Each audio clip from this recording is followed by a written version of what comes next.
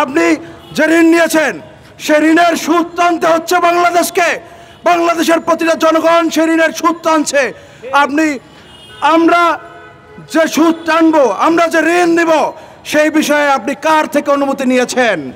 সংগ্রামী সাথী ও বন্ধুগণ আমার, আজকে আমরা জাগ্রত বাংলাদেশের পক্ষ থেকে এই যে প্রস্তাবিত বাজেট 2024 যে অসঙ্গতিগুলো রয়েছে সে অসঙ্গতিগুলো তুলে ধরার জন্য দাঁড়িয়েছি রাজপথে। আমরা মানুষের সামনে তুলে ধরতে চাই, এই বাংলার জনতার সামনে তুলে ধরতে চাই যে এই প্রস্তাবিত বাজেট, যে বাজেটে প্রায় 8 লক্ষ কোটি টাকার কাছাকাছি বাজেট, এই বাজেটটা মূলত হচ্ছে তার বর্তমান সরকার তার ক্ষমতায় টিকে থাকার একটা বাজেট ঘোষণা করেছে।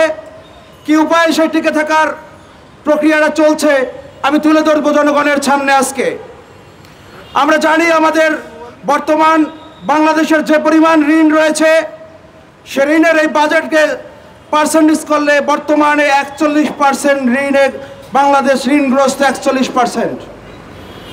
আমরা দেখেছি এটা 2024 সালের শেষ নাগাদে যে দাঁড়াবে 45 থেকে 46%-এ। এই বাজেটের মধ্যে যে ঋণ দেখানো হয়েছে সেই ঋণের মধ্যেও কারচুপি রয়েছে, চোরাই রয়েছে, বদমাইশি রয়েছে। আমরা জানি যে অ্যাকচুয়াল চিত্রটা তুলে ধরা হয় তাহলে এই বাজেটের ঋণের পরিমাণ দাঁড়াবে যে বছর শেষে 65 থেকে 66% ঋণ।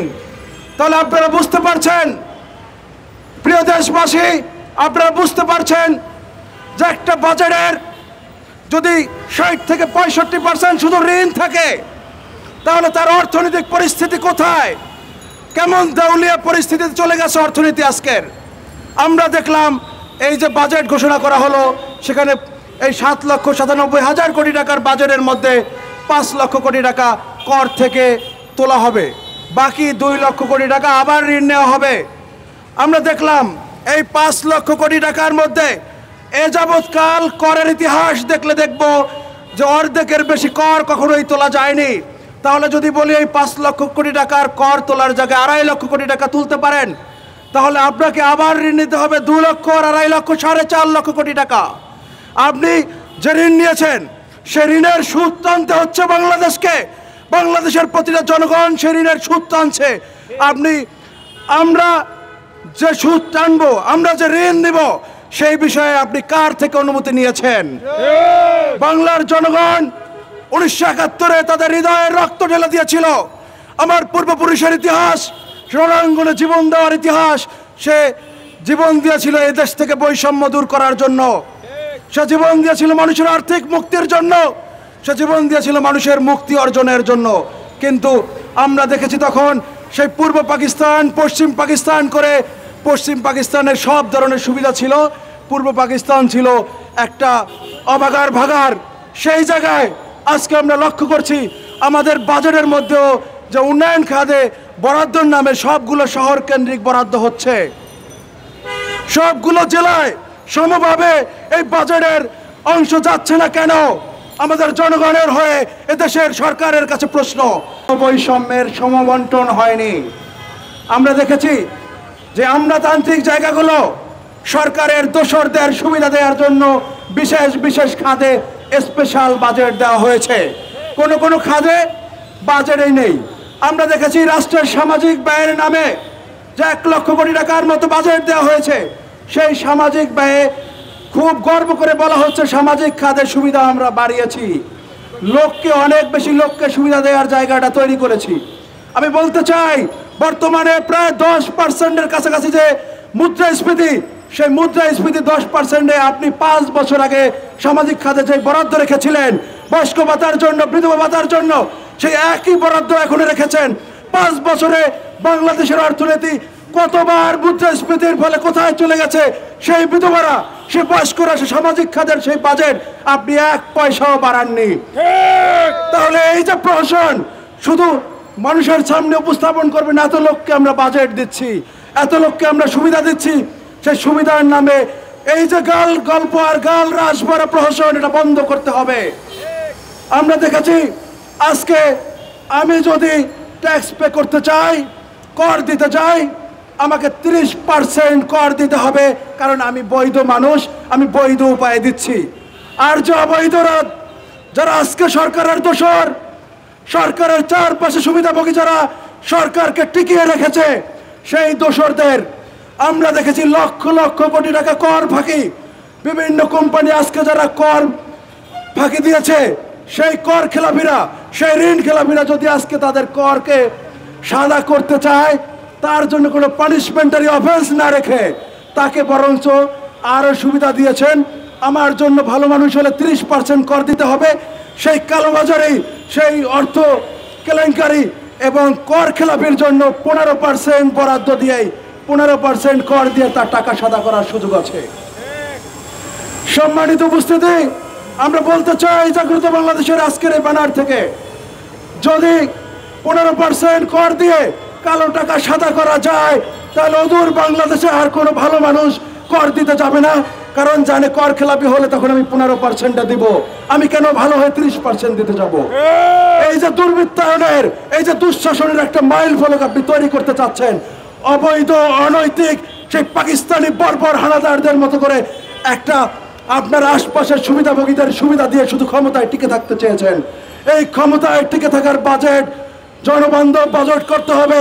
এই প্রস্তাবিত বাজেটকে সংশোধন করে এই বাজেটের মধ্য থেকে সবার জন্য 30%, বরঞ্চ যারা কর খেলাপি তাদেরকে আরো কিছু জরিমানা সহ অর্থ সাদা করার ব্যবস্থা করতে হবে। আর যদি সত্যি প্রমাণ পাওয়া যায় যে তার টাকাটা অবৈধভাবে ইনকাম হয়েছে, তাকে অবশ্যই সেই পানিশমেন্টারি অফেন্সের মধ্যে নিয়ে আসতে হবে। আজকে আমরা এই ব্যানার থেকে ঘোষণা দিতে চাই, যদি 1 লক্ষ টাকা, এই 7,97,000 কোটি টাকার বাজারের মধ্যে যদি 1 লক্ষ টাকা আজকে শুধু তরুণদেরকে ঋণ দিয়ে উদ্যোক্তা করার জন্য ব্যবহার করা হতো, 1 কোটি টাকা হলে 1 কোটি তরুণ উদ্যোক্তা হতো। নতুন 1 কোটি তরুণ উদ্যোক্তার এক একজনের কাছে 20 জন করে চাকরি করলে 20 লক্ষ মানুষ চাকরি পেত। এরকম যদি 5 বছর মেয়াদী একটা পরিকল্পনা করা হতো, বাংলাদেশে একজনও বেকার থাকবে না। আমি আমার জায়গা থেকে আমি এই শপথ করে বলতে পারি, জাগ্রত বাংলাদেশের ব্যানার থেকে আগামী 5 বছরের মধ্যে একজনও বেকার থাকবে না। আমার দেশ থেকে সে মিডল ইস্টে উট চড়ানোর জন্য বালুর মধ্যে যেতে হবে না, বরঞ্চ এক সময় আমার বাংলাদেশে ইতিহাসে গর্ব ছিল, সারা পৃথিবীর সম্পদের অর্ধেক বাংলায় ছিল, ভারতবর্ষে ছিল। সেই ইতিহাস আবার তৈরি হবে, আমার সেই স্বর্ণ যুগ ফিরে আসবে। সেই ইউরোপ থেকে পশ্চিমারা, মিডল ইস্টরা বাংলাদেশে বাংলায় কাজ করার জন্য আবার ফিরে আসবে। আমি সেই স্বপ্ন দেখি, একদিন এদেশে সেই স্বপ্ন বাস্তবায়ন হবে। জাগ্রত বাংলাদেশ সেই স্বপ্ন বাস্তবায়ন করবে একদিন অবশ্যই। এই বাংলার অপমার জনতাকে সঙ্গে নিয়ে আমরা দেখেছি বেকারদের জন্য কোনো ধরনের বেকার ভাতার ব্যবস্থা নেই, চাকরির ব্যবস্থা নেই, কোনো ধরনের তাদের সুবিধার ব্যবস্থা নেই। আমরা বলতে চাই, এই ব্যানারের মধ্যে আপনি তাকে চাকরির ব্যবস্থা করবেন, নাহলে উদ্যোক্তা হওয়ার ব্যবস্থা করবেন, আর নয় বেকার ভাতা চালু করবেন। আপনার সেদিকে কোনো ভ্রুক্ষেপ নেই। আমরা দেখেছি কর্ণফুলী টানেল এরকম করে আমাদের শিক্ষা খাতে যে বরাদ্দ দেওয়া হয়েছে, সংগ্রামী উপস্থিতি, আমাদের জানি যে মূল বাজেটের জিডিপির 6 থেকে 9% বরাদ্দ দেওয়ার কথা থাকলেও শিক্ষা খাতে বাজেট মাত্র 2%-এর কম। তাহলে একটা অশিক্ষিত জাতি বানানোর যে চেষ্টা, সেই চেষ্টার মধ্যে আরো আমরা কিছু গুরুত্বপূর্ণ জায়গা দেখি, যে টেকনিক্যাল টেকনোলজির শিক্ষার নামে রূপপুর পারমাণবিক বিদ্যুৎ কেন্দ্রে 12,000 কোটি টাকা বরাদ্দ দেওয়া হয়েছে, যেগুলো শিক্ষা খাতে দেখানো হয়েছে। আমি বলতে চাই, এই রূপপুর পারমাণবিক বিদ্যুৎ কেন্দ্রে 12,000 কোটি টাকা দিলেন, সেটা কোন উপায়ে শিক্ষা খাতে আসতে পারে? এই যে আপনার দেউলিয়াতের জায়গাগুলো শিক্ষার মধ্যে ঢুকিয়ে আপনি দেশটাকে একটা খোবলা করে দিচ্ছেন। দেশ থেকে সমস্ত অর্থ আজকে বিদেশে পাচার হচ্ছে। কে করতেছে পাচার? সেই পাচারকারীদের নাম আমরা প্রকাশ্যে জানতে চাই, শ্বেতপত্র প্রকাশ করতে চাই। প্রকাশ করলে দেখব সেই আমাদের দেশের সেই স্বর্ণ সন্তানের নামে যাদেরকে আজকে আমরা সমতায় রেখেছি, সেই আওয়ামী লীগ বর্বর সরকার, সে জনগণের লুটেরা সরকার, সে আওয়ামী লীগের দোসর, আওয়ামী লীগের সুবিধাভোগী, তার মন্ত্রী পরিষদের পৃষ্ঠপোষকদেরকে আমরা দেখব। আজকের যারা সুবিধাভোগী, এই কর খেলাপি, ঋণ খেলাপি সেই ব্যবসায়ীদেরকে দেখব। আমরা দেখি সেই বেগম পাড়ায় নিয়ে তারা বাড়ি করেছেন, সেই বাড়ি এদেশের জনগণের খেটে খাওয়া মানুষের করের টাকায়। আমি বলতে চাই, আমি এদেশের মালিক, আমি জনগণ, আমাকে আমার অধিকার ফিরিয়ে দিতে হবে। আমি জানতে চাই, আমার যে মালিকানা হলো, আমি দেশের আইন মানি, আমি কর দেই, ট্যাক্স দেই, কিন্তু তার বিনিময়ে আমাকে সামাজিক নিরাপত্তা দেওয়ার কথা ছিল। আমার কথা ছিল, আমার অর্থনৈতিক সুষম বন্টনের কথা ছিল, কিন্তু আমাকে অর্থনৈতিক সুষম বন্টন দেখি না। কারণ আজকে তো এই জেলা ভিত্তিক বৈষম্য, খাত ভিত্তিক বৈষম্য,